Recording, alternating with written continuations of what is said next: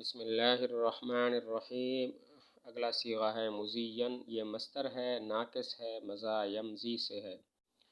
یہ مصدر ہے اور ناقص ہے اور مزا یمزی سے ہے، اصل میں ہے مزوین۔ مربیون والا قاعدہ جاری ہوا کہ واو کو یا کیا، یا کا یا میں ادغام کیا تو مزین ہو گیا، ما قبل کے ضمہ کو کسرہ دیا تو مزین ہو گیا، اور فا کا کسرہ بھی جائز ہے، مزین بھی پڑھ سکتے ہیں، اصل میں تھا مزوین۔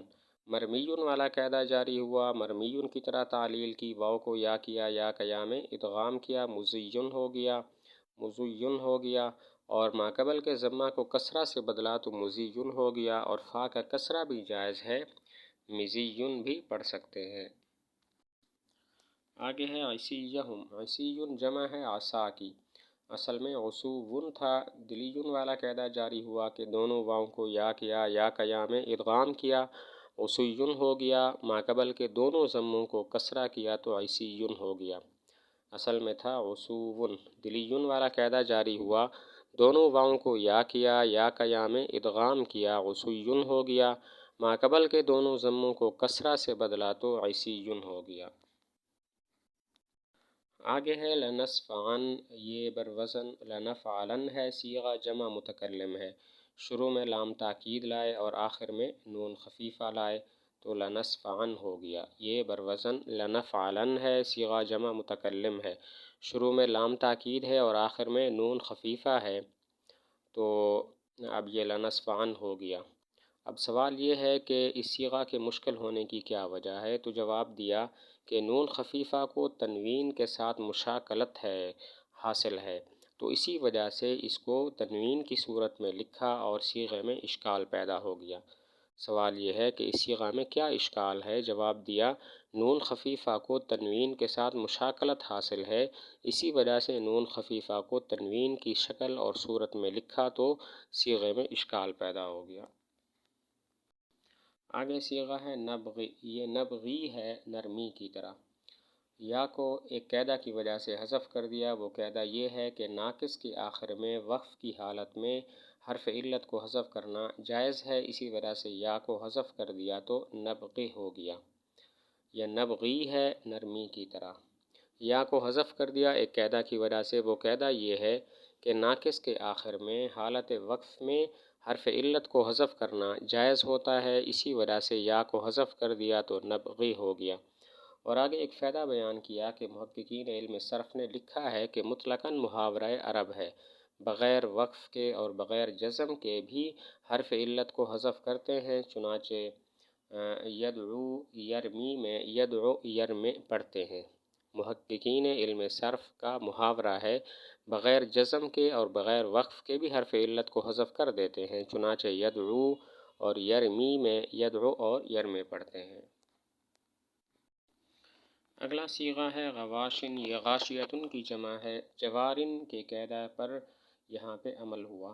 غواشن یہ غاشیتن کی جمع ہے، تو جوارن والے قاعدے پر یہاں پہ عمل ہوا ہے۔ اور ایک فائدہ بیان کیا کہ اس صیغہ کی تعلیل میں ایک لمبی بحث ہے، مجھے مناسب معلوم ہوتا ہے کہ فائدے کی خاطر اس کو میں سر کروں، اس کو میں ذکر کروں۔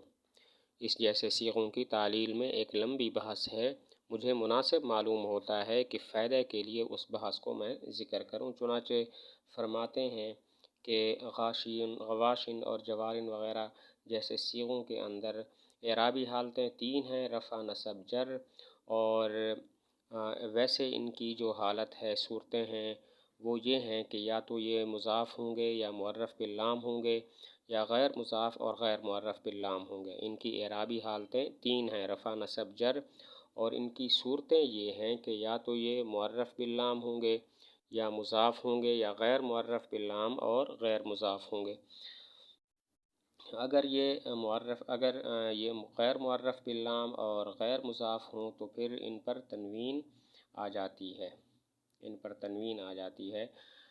غیر معرف باللام اور غیر مضاف ہوں تو پھر ان پر تنوین آ جاتی ہے، جیسے جاءتنی جوارن مررت بجوارن۔ اور اگر یہ مضاف ہوں یا معرف باللام ہوں تو ان کے آخر میں یا ساکن آ جاتی ہے، جیسے جاءتنی الجواری مررت بالجواری، جاءتنی جواریکم مررت بجواریکم۔ اگر یہ غیر مضاف اور غیر معرف باللام ہوں تو پھر ان پر تنوین آ جاتی ہے، جیسے جاءتنی جوارن مررت بجوارن۔ اور اگر یہ مضاف یا معرف باللام ہوں تو حالت رفع اور جر میں یا ساکن آ جاتی ہے۔ معرف باللام کی مثال جاءتنی الجواری مررت بالجواری، اور مضاف کی مثال جاءتنی جواریکم مررت بجواریکم۔ تو یہ تفصیل تو ہے حالت رفع اور حالت جر کی۔ حالت نصب میں مطلقاً یا مفتوح آ جاتی ہے، خواہ یہ معرف باللام ہوں، مضاف ہوں، یا غیر معرف باللام اور غیر مضاف ہوں۔ جیسے جاءتنی جواریہ، جاءتنی رأیت جواریہ، رأیت جواریکم، اور رأیت الجواریہ۔ یہ تفصیل تو ہے حالت رفع اور حالت جر کی۔ اور اگر حالت نصب ہو تو مطلقاً آخر میں یا مفتوح آ جاتی ہے، خواہ یہ مضاف ہوں، معرف باللام ہوں، یا غیر مضاف اور غیر معرف باللام ہوں۔ غیر مضاف غیر معرف باللام ہوں جیسے رأیت جواریہ، معرف باللام ہوں جیسے رأیت الجواریہ، اور مضاف ہوں جیسے رأیت جواریکم۔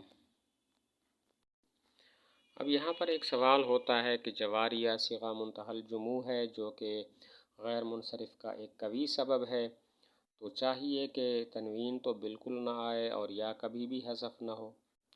پھر کیوں کبھی تنوین آ جاتی ہے اور یا حذف ہو جاتی ہے؟ سوال یہ ہوتا ہے، جواریہ یہ صیغہ منتہی الجموع ہے اور جو کہ غیر منصرف کا ایک قوی سبب ہے، تو چاہیے کہ اس میں تنوین بالکل بھی نہ آئے اور یا کبھی بھی حذف نہ ہو۔ تو پھر کیوں ایسا ہوتا ہے کہ تنوین آ جاتی ہے اور یا حذف ہو جاتی ہے؟ اس کی مثال جیسے اولا اور اعلیٰ وغیرہ، یہ اسم تفضیل ہیں اور غیر منصرف ہیں وزن فعل اور وصف کی وجہ سے، تو ان پر تنوین کبھی نہیں آتی اور الف کبھی بھی حذف نہیں ہوتا۔ تو چاہیے کہ جواریہ میں بھی تنوین بالکل نہ آئے اور یا کبھی حذف نہ ہو۔ اس کی مثال اعلیٰ اور اولا وغیرہ جو اسم تفضیل ہیں اور غیر منصرف ہیں وزن فعل اور وصف کی وجہ سے، ان پر کبھی بھی تنوین نہیں آتی اور کبھی بھی الف حذف نہیں ہوتا۔ تو چاہیے کہ جواریہ وغیرہ میں بھی تنوین بالکل نہ آئے اور یا کبھی بھی حذف نہ ہو۔ اس سوال کا جواب دیا کہ اسماء میں اصل منصرف ہونا ہے، لہذا ہر اسم کی اصل ہم منصرف نکالیں گے۔ تو جوارن یہ بھی اسم ہے تو یہ بھی اصل میں تنوین کے ساتھ ہوگا۔ باقی حالت نصب اور حالت رفع و جر میں فرق اس لیے رکھا گیا کہ حالت نصب میں یا کاظن والے قاعدہ کی وجہ سے نہیں گرتی اور منتہی الجموع کا وزن باقی رہتا ہے، کوئی خلل نہیں ہوتا، اسی وجہ سے وہاں کلمہ غیر منصرف ہوگا اور تنوین حذف ہو جائے گی۔ لیکن حالت رفع اور جر کا حال اور ہے، وہاں پر یا کاظن والے قاعدہ کی وجہ سے حذف ہو جاتی ہے۔ جوارن یہ سلامن کلامن مفرد کے وزن پر ہو جاتے ہیں، تو یہ بھی گویا مفرد ہو جاتا ہے، منتہی الجموع کا وزن ختم ہو جاتا ہے۔ غیر منصرف کا مدار تو یہی وزن تھا، جب یہ وزن باقی نہیں رہا تو یہ کلمہ منصرف ہو گیا اور تنوین اس پر آ گئی اور یا بھی حذف ہو گئی۔ اس سوال کا جواب یہ ہے کہ اسماء میں اصل انصراف ہے، لہذا جوارن کی اصل بھی اس میں منصرف نکالیں گے اور یہ کہیں گے یہ بھی اصل میں منصرف ہے۔ باقی نصب اور رفع اور جر میں فرق اس لیے ہے کہ نصب کی حالت میں یا کاظن والے قاعدہ کی وجہ سے حذف نہیں ہوتی اور منتہی الجموع کے وزن میں کوئی خلل نہیں آتا، وہ باقی رہتا ہے، لہذا یہ کلمہ غیر منصرف ہوگا، تنوین حذف ہو جائے گی۔ اور حالت رفع اور جر میں یا کاظن والے قاعدہ کی وجہ سے حذف ہو جاتی ہے اور جوارن یہ سلامن کلامن کے طرح ہو جاتا ہے، گویا مفرد ہو جاتا ہے اور منتہی الجموع کا وزن ختم ہو گیا۔ غیر منصرف کا مدار یہی وزن تھا، جب یہ وزن باقی نہیں رہا تو جوارن منصرف ہو جائے گا، اس پر تنوین آ جائے گی اور یا حذف ہو جائے گی۔ ودر اعلیٰ و امثال اعلیٰ اور اولیٰ کو لے کر جو سوال کیا گیا تھا اس کا جواب دیتے ہیں کہ اعلیٰ اور اولیٰ وغیرہ میں بھی اصل میں تنوین ہے۔ اصل میں یہ اعلیٰ تھا، یا متحرک ما قبل مفتوح الف کیا تو اعلان ہو گیا، پھر الف کو التقاء ساکنین کی وجہ سے حذف کیا تو اعلن ہو گیا، لیکن اس الف کے حذف کرنے کے بعد بھی غیر منصرف کا سبب باقی ہے، زائل نہیں ہوا، کیونکہ غیر منصرف کا سبب دو چیزیں ہیں، وصف اور وزن فعل، اور یہ دونوں باقی ہیں۔ اعلیٰ اور اولیٰ کی اصل بھی تنوین کے ساتھ ہے۔ اعلیٰ اصل میں اعلیون تھا، یا متحرک ما قبل مفتوح الف کیا تو اعلان ہو گیا، الف کو التقاء ساکنین کی وجہ سے حذف کیا تو اعلن ہو گیا۔ لیکن اس الف کو حذف کرنے کے بعد بھی غیر منصرف کا سبب باقی ہے، کیونکہ غیر منصرف کا سبب دو چیزیں ہیں، وصف اور وزن فعل، وصف اور وزن فعل، اور یہ دونوں ابھی بھی باقی ہیں۔ جب یہ باقی ہیں تو یہ کلمہ غیر منصرف ہے، اور غیر منصرف پر تو تنوین نہیں آتی، اسی وجہ سے ہم اعلیٰ اور اولیٰ پڑھتے ہیں۔ باقی رہی یہ بات کہ یہاں پر دو وزن وصف اور وزن فعل کیسے باقی ہیں، تو وصف کا باقی ہونا تو ظاہر ہے، اس میں تو کوئی خلل نہیں آیا، اور وزن فعل اس طرح باقی ہے کہ اس مقام میں معتبر وزن فعل میں معتبر دو چیزیں ہیں، نمبر ایک شروع میں حروف عطینہ میں سے کوئی ایک حرف ہو، اور نمبر دو آخر میں ہا نہ ہو، یعنی ایسی تا نہ ہو جو وقف کی حالت میں ہا بن جائے۔ اور یہ دونوں باتیں یہاں پر پائی جاتی ہیں، شروع میں حروف عطینہ میں سے ایک حرف بھی ہے، یعنی اعلیٰ میں حمزہ ہے دی، اور آخر میں تا بھی نہیں جو وقف کی حالت میں ہا بن جائے۔ باقی رہی یہ بات کہ یہاں پر غیر منصرف کے یہ دو سبب وصف اور وزن فعل کس طرح باقی ہیں، تو وصف کا باقی ہونا تو ظاہر ہے، اس میں کوئی خلل واقع نہیں ہوا، اور وزن فعل اس طرح باقی ہے کہ وزن فعل میں معتبر دو چیزیں ہیں، نمبر ایک شروع میں حروف عطینہ میں سے ایک حرف ہو، اور نمبر دو آخر میں ہا نہ ہو، یعنی ایسی تا نہ ہو جو وقف کی حالت میں ہا بن جائے۔ اور یہ دونوں باتیں ہیں، شروع میں حروف عطینہ میں سے ایک حرف بھی ہے، یعنی حمزہ ہے، اور آخر میں تا بھی نہیں جو وقف کی حالت میں ہا بن جائے۔ جب غیر منصرف کے دونوں سبب باقی ہیں تو یہ کلمہ غیر منصرف ہوگا اور تنوین بالکل نہیں آئے گی۔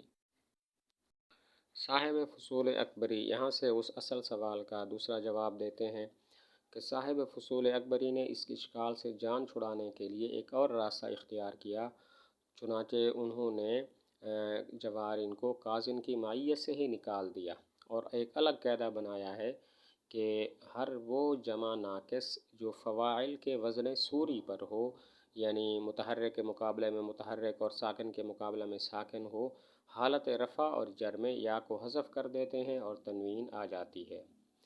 ہر وہ جمع ناقص جو فواعل کے وزن سوری پر ہو، یعنی متحرک کے مقابلے میں متحرک اور ساکن کے مقابلے میں ساکن ہو، تو حالت رفع اور جر میں یا حذف ہو جاتی ہے اور اس پر تنوین آ جاتی ہے۔ جوارن کا بھی یہی حال ہے، یہ فواعل کے وزن سوری پر ہے، حالت رفع اور جر میں ہم اس کی یا کو جو اصل میں جواریو ہے اس کو حذف کر دیں گے اور تنوین آ جائے گی تو جوارن ہو جائے گا۔ چونکہ در تقریر ایک فائدہ بیان کیا کہ صاحب فصول اکبری کی اس تقریر میں چونکہ سرے سے اشکال ہی وارد نہیں ہوتا اور بہت ساری مشقت سے جان بچ جاتی ہے، اسی وجہ سے اس کتاب میں ہم نے قاعدہ انہی کے تقریر کے مطابق لکھا ہے۔ ایک فائدہ بیان کیا کہ صاحب فصول اکبری کی اس تقریر سے چونکہ اصل اشکال ہی وارد نہیں ہوتا اور بہت ساری مشقت سے جان بچ جاتی ہے، اسی وجہ سے ہم نے اس کتاب میں قاعدہ انہی کی تقریر کے مطابق لکھا ہے۔